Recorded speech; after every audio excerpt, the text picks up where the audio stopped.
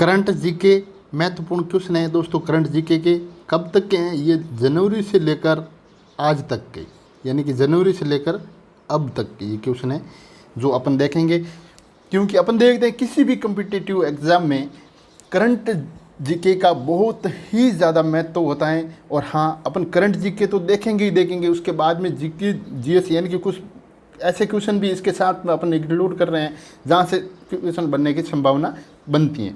यानी कि एक अपन क्वेश्चन तो यहाँ पर 10-15 क्वेश्चन ही देखेंगे, लेकिन जब अपन इस वीडियो को पूरा देखेंगे तो अपने को लगेगा कि अपन ने 50-60 क्वेश्चनों को अपन ने कवर किया है। तो दोस्तों शुरुआत करते हैं अपन करंट जीके के महत्वपूर्ण क्वेश्चन होगी। जैसे पहला क्वेश्चन है, 1 जुलाई 2020 में नींबू 1 जुलाई 2020 में ये नींबू जहां प्रधानमंत्री ने सेना के जवानों को संबोधित किया, ये कौन सी दो नदियां मिलती हैं इस स्थान पर? क्या ये नींबू स्थान है? इस पर सेना के जवानों को संबोधित किया था पीएम मोदी जी ने। तो ये स्थान जहाँ पर है वहाँ पर दो नदियाँ आकर ऐसे मिलती हैं। तो ये स्थान, जैसे यहाँ पर स्थान है तो यहाँ पर स्थान है, तो ये दो नदियाँ आकर यहाँ पर मिलती हैं। तो अपने को बताना ये दो नदियाँ कौन कौन सी है, दो नदियाँ कौन सी हैं? तो ये जो दो नदियाँ हैं वो हैं सिंधु एवं जास्कर नदी। क्या है भाई? सिंधु एवं जास्कर नदी है। सेकंड ऑप्शन इसका राइट है। सिंधु एवं जास्कर नदी यहाँ पर आके मिलती है। कहाँ पर मिलती है? तो नींबू। अब नींबू स्थान के बारे में थोड़ी महत्वपूर्ण जानकारी अपन और देखते हैं। तो नींबू स्थान ये लेह जिले में स्थित है दोस्तों। कहाँ पर है? नींबू स्थान लेह जिले में स्थित है और ये 11,000 फीट की ऊंचाई पर सिंधु नदी के किनारे पर स्थित है। कहाँ पर है? सिंधु नदी के किनारे पर ये स्थित है। मैं इसका पूरा मैप भी आपको दिखाऊंगा, लेकिन थोड़ा एक मिनट पहले देख लेते हैं। अपन देखते हैं लेह के बारे में। तो भारत के लद्दाख राज्य के लेह जिले में स्थित एक नगर है। क्या? नींबू। और ये लेह भी एक नगर है और ये ज़िले का मुख्यालय भी है। ये यानी कि लद्दाख का एक ज़िला है लेह। क्या भाई? लद्दाख जो केंद्र शासित राज्य हैं, अभी प्रदेश हैं, तो इनका जो ये लद्दाख और कश्मीर, इनकी लद्दाख और कश्मीर ये दो पहले एक ही थे, जम्मू एंड कश्मीर एक ही था। लेकिन 31 अक्टूबर 2019 को क्या हुआ था, लद्दाख और जम्मू को दो केंद्र शासित प्रदेश बना दिए गए। तो ये लद्दाख में आता है, ये लेह जिला है जो लद्दाख में आता है। इसका मुख्यालय भी यही है और ये जिले तथा पूरे लद्दाख केंद्र शासित प्रदेश का सबसे बड़ा ये शहर है। कौन? लेह। कौन है भाई? लेह। किसका है? पूरे लद्दाख केंद्र शासित प्रदेश का ये सबसे बड़ा शहर है लेह। लेह समुद्र तल से, बात अपन लेह जिले की कर रहे हैं, तो लेह समुद्र तल से 3,524 मीटर यानी कि 11,562 फुट की ऊंचाई पर है। ये श्रीनगर से 160 मील पूर्व तथा यारकंद से लगभग 300 मील दक्षिण लद्दाख पर्वत श्रेणी के अंचल में ऊपरी सिंधु नदी के दाहिने तट से 4 मील दूर स्थित है। क्या? ये लेह। तो अभी आप देख रहे हैं कि लेह जिले, ये है लेह जिला, ये पूरा लेह जिला है जो आप देख रहे हैं। बहुत ही खूबसूरत डिस्ट्रिक्ट है ये।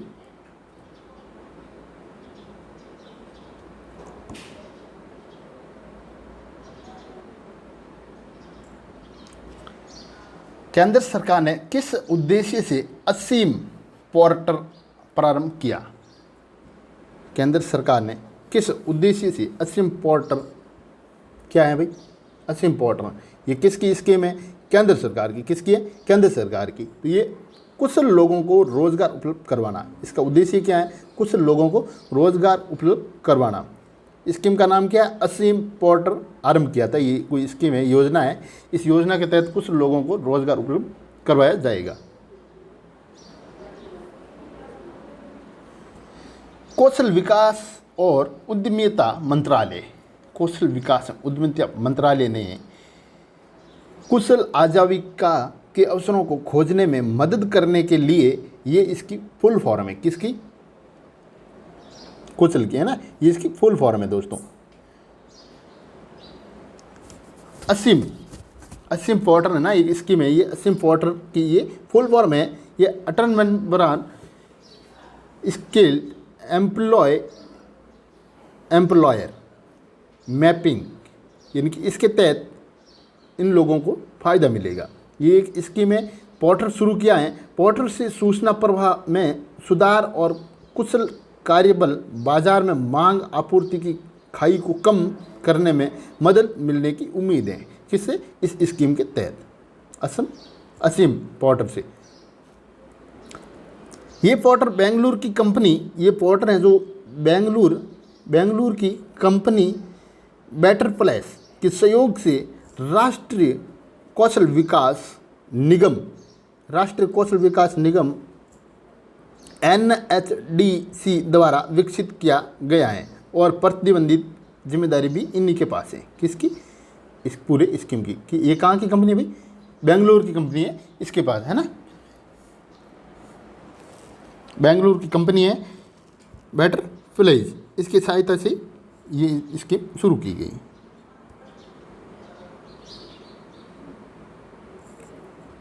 Priyadarshini baby kit, Priyadarshini baby kit, ये एक बेबी किट है। प्रियदर्शनी बेबी किट नवजात शिशुओं को प्रदान की जाने वाली किट का रंग किस प्रकार से है? दोस्तों, ये सबसे पहले तो ये बालिकाओं के लिए भी शुरू हुआ था, लेकिन उसके बाद में बालकों में, यानी कि जो नवजात बच्चे हैं, पहले लड़की के लिए शुरू हुआ था, फिर लड़कों के लिए भी ये किट आवश्यक हो गया है। अब यानी कि बालिक और बालिका दोनों को भी ये किट मिल रहा है। तो ये बालिकाओं को पिंक कलर और बालकों को नीले कलर में, किसकी? बालिकाओं को पिंक और बालकों को नीले कलर। थोड़ा अधिक देखते हैं इसके बारे में। तो आप देख सकते हैं इमेज में कि मुख्यमंत्री जी किस प्रकार से ये वितरण कर रहे हैं, और ये इन्होंने इसकी जो है अपने घर से ही शुरुआत की थी। यानी कि दो ये जो लेडीज़ हैं जिनका नाम आप इसमें देख सकते हैं पिक में, हाँ, और ये पिक मैं डिस्क्रिप्शन में भी डाल दूंगा, आप इसको आराम से देख सकते हैं।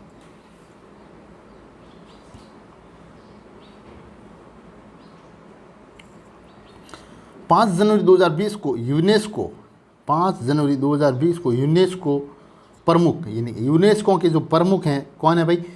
आद्रे अजोले ने विश्व विरासत का प्रमाण पत्र हेतु प्रदान किया है। विश्व विरासत का प्रमाण पत्र हेतु प्रदान किया है। तो ये है दोस्तों जयपुर शहर परकोटा। किसे भाई? जयपुर शहर परकोटा। अपन थोड़ा यूनेस्को के बारे में थोड़ी अपन जानकारी ले लेते हैं। यूनेस्को क्या है और ये कहाँ पर है? यूनेस्को का पूरा नाम संयुक्त राष्ट्र शैक्षणिक, वैज्ञानिक एवं सांस्कृतिक संगठन है। क्या नाम भाई? यूनेस्को का ये पूरा नाम हिंदी में ये है और इंग्लिश में ये है। इनके जो अध्यक्ष हैं दोस्तों, वो वर्तमान में इसके प्रमुख हैं, वो हैं जो आद्रे अजोले।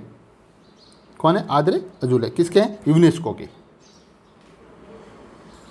वर्तमान स्थिति सक्रिय स्थापना, इसकी वर्तमान स्थिति है सक्रिय, और इसकी स्थापना है वो की गई थी 4 नवंबर 1945 को। कब की गई थी? 4 नवंबर 1945 को। किसकी? यूनेस्को की बात चल रही है। यूनेस्को की स्थापना की गई थी 4 नवंबर 1945 को, और भारत है जो 1946 में इसका सदस्य बना है। यानी कि इसके स्थापना होने के 1 साल बाद ही भारत इसका जो है सदस्य बन गया। और इसका मुख्यालय है वो है पेरिस, फ्रांस में। कहाँ पर है भाई? पेरिस, फ्रांस में इसका मुख्यालय है।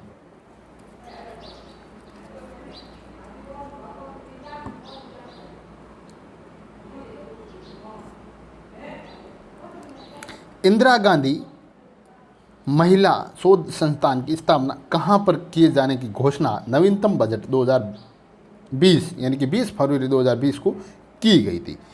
किसकी? इंदिरा गांधी महिला ये जो शोध संस्थान है, इसकी स्थापना कहाँ पर किए जाने की जो बात चल रही है, तो वो है दोस्तों रिपा, जयपुर में। कहाँ पर? रिपा, जयपुर में। कब होने वाली है? ये इसकी घोषणा हुई थी 20 फरवरी 2020 के बजट में।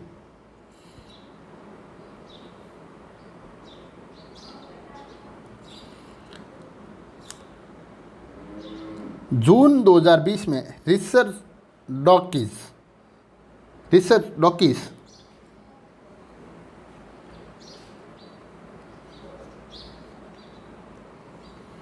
जून 2020 में रिसर्च डॉकीज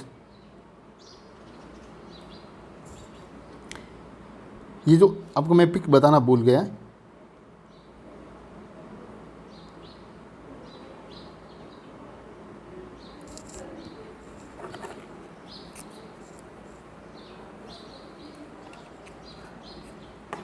ये इसकी पिक है, ये इसकी पिक है, आप देख सकते हैं इस पिक के अंदर।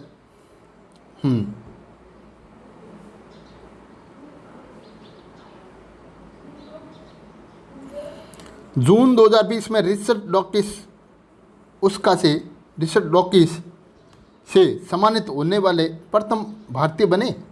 रिचर्ड डॉकिस, ये उसका नहीं है अभी, यहाँ पर है ना, थोड़ा गलत प्रिंट हो गया। जून 2020 में रिचर्ड डॉकिस से सम्मानित होने वाले प्रथम भारतीय कौन बने?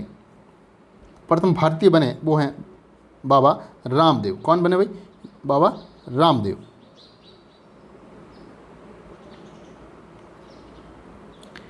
नहीं दोस्तों, इसका जावेद अख्तर। प्रथम भारतीय कौन बने भाई? जावेद अख्तर।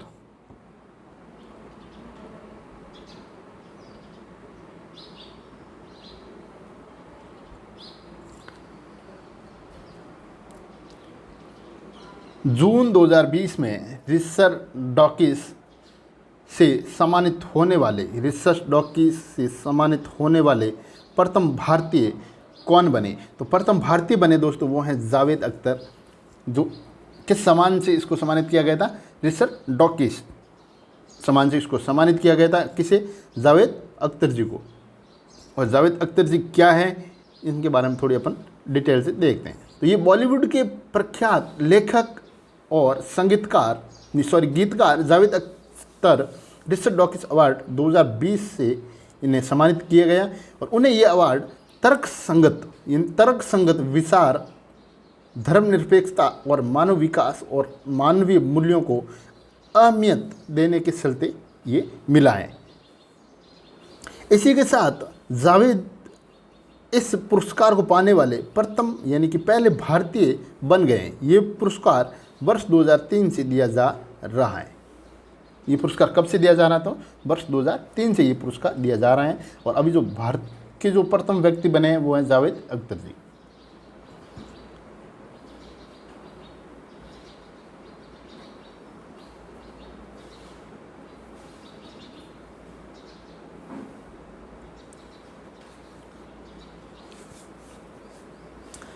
कौन सा राज्य मई 2020 में अपने लोगों को मुफ्त और कैशलेस बीमा सुरक्षा देने वाला भारत का पहला राज्य बन गया है? कौन सा राज्य मई 2020 में अपने लोगों को मुफ्त और कैशलेस बीमा देने वाला पहला राज्य बन गया है? तो वो कौन है भाई? तो ये है महाराष्ट्र। कौन सा राज्य है? तो महाराष्ट्र। ये महाराष्ट्र का आप मैप देख सकते हैं यहाँ पर। और महाराष्ट्र के बारे में थोड़ी अधिक जानकारी भी अपन देख लेते हैं।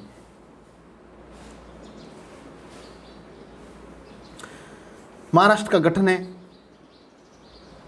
वो हुआ है 1 मई 1960 को। महाराष्ट्र का गठन कब हुआ था भाई?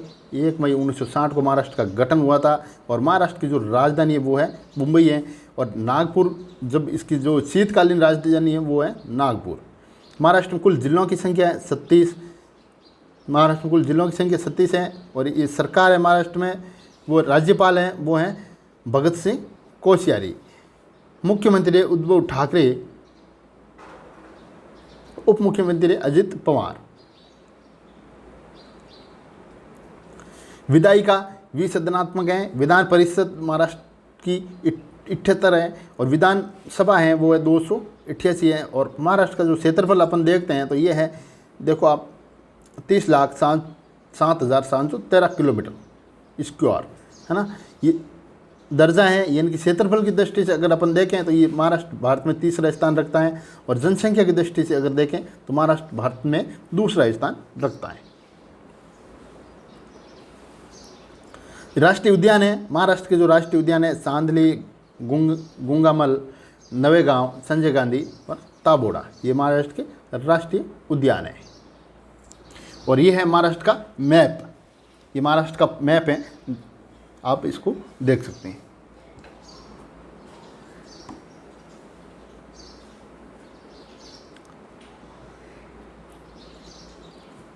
23 मार्च 2020 को जारी, यानी कि 23 मार्च 2020 को तो रिपोर्ट जारी हुई थी। क्या हुई थी? World happiness. कौन सी रिपोर्ट है? World happiness. कब जारी हुई थी? 23 मार्च 2020 को। वर्ल्ड हैप्पीनेस रिपोर्ट 2020 में भारत को कौन सा स्थान इसमें मिला? तो भारत को जो स्थान मिला दोस्तों वो है 144वां स्थान भारत को यहाँ पर मिला। कहाँ पर? इसको 144वां भारत को स्थान मिला। तो इसके बारे में थोड़ी अपन अधिक जानकारी यहाँ पर देखते हैं। तो ये है, सबसे खुशहाल देशों में फिनलैंड शीर्ष पर है। फिनलैंड शीर्ष पर है और दूसरे और तीसरे स्थान पर क्रमशः डेनमार्क और स्विट्जरलैंड है। इसमें क्या है भाई? दूसरे और तीसरे स्थान पर डेनमार्क और स्विट्जरलैंड इस पे है। तो पहला स्थान किसका है? फिनलैंड का। भारत का कितना आया? 144वां, है ना। भारत की स्थिति इसमें 144 है और ये पिछले वर्ष से 4 स्थान कम है, यानी कि पिछले साल से 4 स्थान इसका कम है ना। फिर है कि भारत का स्थान अपने पड़ोसी देश नेपाल, पाकिस्तान, बांग्लादेश, श्रीलंका, चीन से भी खराब रहा है, यानी इन देशों से भी भारत का स्थान डाउन में रहा है।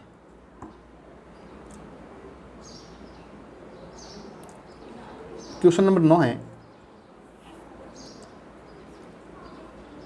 उत्तर भारत का कौन सा सरकारी अस्पताल, यानी कि उत्तर भारत का कौन सा सरकारी अस्पताल जो हार्ट ट्रांसफ़र, यानी कि जो हृदय पता ना, जो दिल, वो हार्ट ट्रांसफ़र करने वाला पहला सरकारी अस्पताल है उत्तर भारत का। ध्यान रखना भाई, पूरे भारत का नहीं है ये उत्तर भारत का है ये।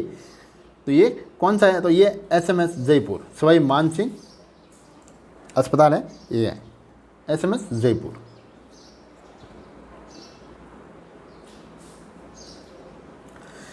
प्रदेश का दूसरा सबसे बड़ा, यानी कि प्रदेश का दूसरा सबसे बड़ा और पहला कौन सा है वो भी हम इसके बारे में थोड़ा डिस्कस करेंगे। तो ये प्रदेश यानी राजस्थान का दूसरा सबसे बड़ा सोलर पार्क कहाँ स्थापित होने जा रहा है?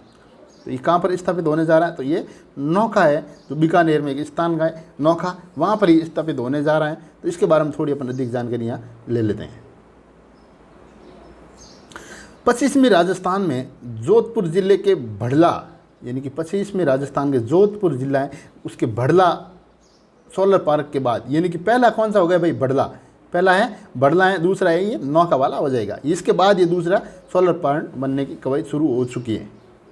ठीक है, ये है दूसरा है। तो पहला कौन सा है? भड़ला। दूसरा है नौका। नौका कहाँ पर है भाई? तो बीकानेर में। कहाँ है? बीकानेर।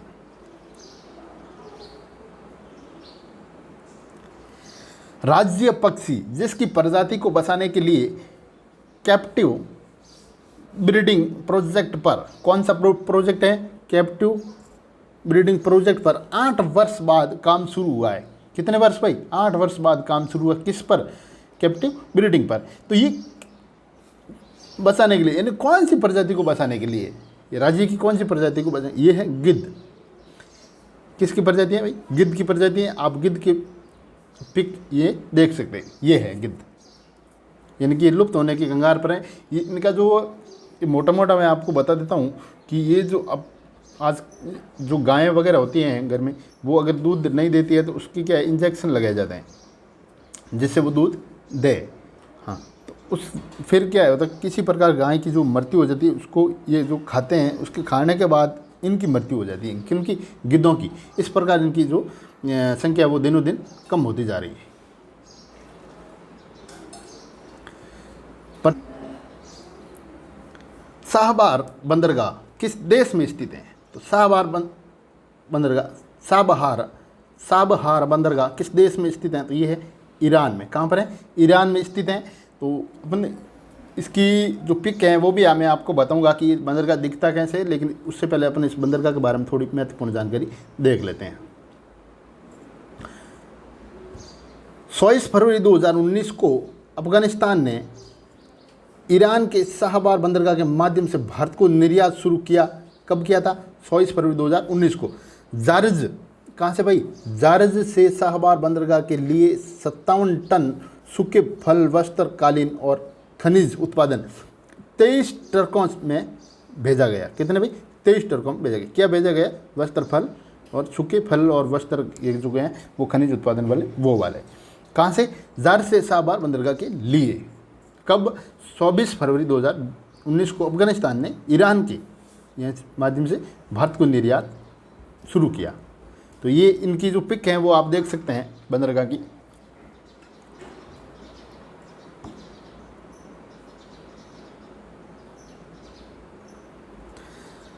साबार पोर्ट या साबाहार बंदरगाह, ये फारसी बंदरी साहबार, यानी कि ईरान में इसको क्या नाम दिया जाता है, ईरान में इसको कहा जाता है बंदरे साहबार। ये फारसी भाषा में इसको बोलते हैं। फारसी भाषा में क्या बोलते हैं भाई, बंदरे साहबार। ये ओमान की खाड़ी, ये ओमान की खाड़ी के तट पर दक्षिण पूर्वी ईरान में स्थित हैं। कहाँ पर, दक्षिण पूर्वी ईरान में स्थित हैं।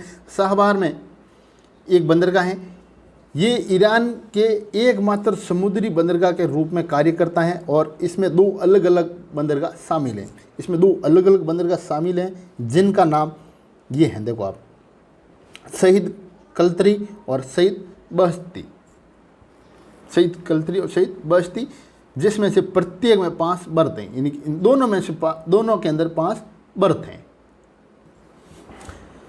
ईरान की वर्तमान मुद्रा, ईरान के बारे में थोड़ी जानकारी ले लेते हैं अपन। तो ईरान के बारे में थोड़ी जानकारी ले लेते। ईरान की जो वर्तमान मुद्रा है वो है रियाल। इसको बदलकर दोस्तों क्या नाम दिया, तोमान। इसको बदलकर तोमान किया जाएगा। ये क्यों किया जाएगा, इसका रीज़न भी एक है, वो मैं आपको बता देता हूँ। क्योंकि ये विधेयक के अनुसार एक तोमान की कीमत, यानी कि एक तोमान की कीमत 10,000 रियाल के बराबर की गई है। किसकी भाई, एक तोमान की कीमत 10,000 रियाल के बराबर की गई है। तो ईरान के जो राष्ट्रपति हैं वो हैं हसन रूहानी। ईरान के राष्ट्रपति हसन रूहानी। मुद्रा हो गई रियाल। राजधानी तेहरान। ये कौन से महाद्वीप में आता है, तो ये एशिया महाद्वीप में आता है ईरान। मैप में आप इसके पोर्ट को देख सकते हैं।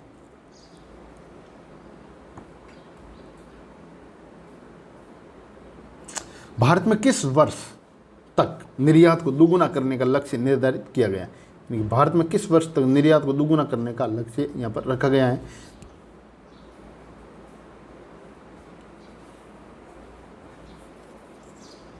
2025 तक। कब तक भाई, 2025 तक। वर्ष 2025 तक निर्यात दोगुना करने हेतु CR चौधरी मिशन का गठन किया गया। कौन से मिशन का गठन किया गया है यहाँ पर, तो CR चौधरी मिशन का यहाँ पर गठन किया गया है।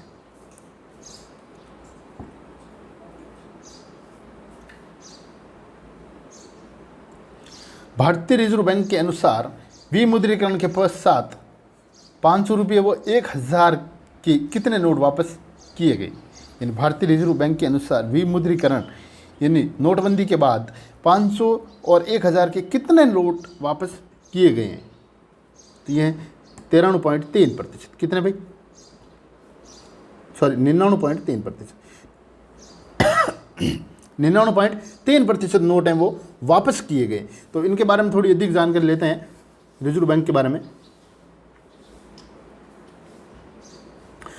रिजर्व बैंक का जो मुख्यालय है वो है मुंबई, महाराष्ट्र में। इसके जो निर्देशांक है वो है स्थापना। अपन स्थापना की बात करते हैं किसकी, रिजर्व बैंक की। तो रिजर्व बैंक की स्थापना 1 अप्रैल 1935 को की गई थी।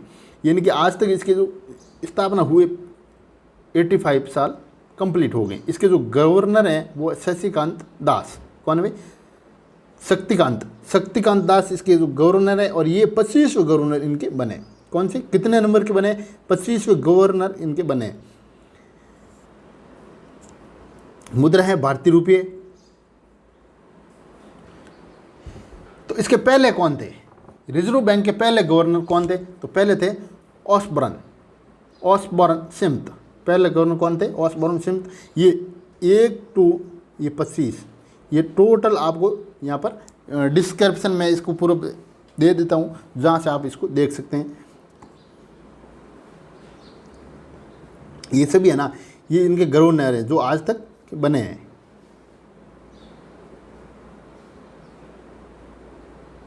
ये शशिकांत दास हैं जो अभी लास्ट में अभी हैं, फिलहाल हाल में ये वाले अभी हैं। और ये कब बने, तो ये 12 दिसंबर 2018 से बने हैं और आज तक हैं, अभी भी हैं। ये कहाँ तक रहेंगे ये तो पता नहीं है। तो दोस्तों, अगर वीडियो आपको अच्छा लगा है, क्लास अच्छी लगी है, तो लाइक और शेयर किए बगैर मत जाना। और हाँ, चैनल पर पहली बार विजिट किया है तो चैनल को सब्सक्राइब ज़रूर कीजिएगा और बेल आइकन को प्रेस कर दीजिए। मिलते हैं अगली क्लास में, तब तक के लिए जय हिंद, जय भारत।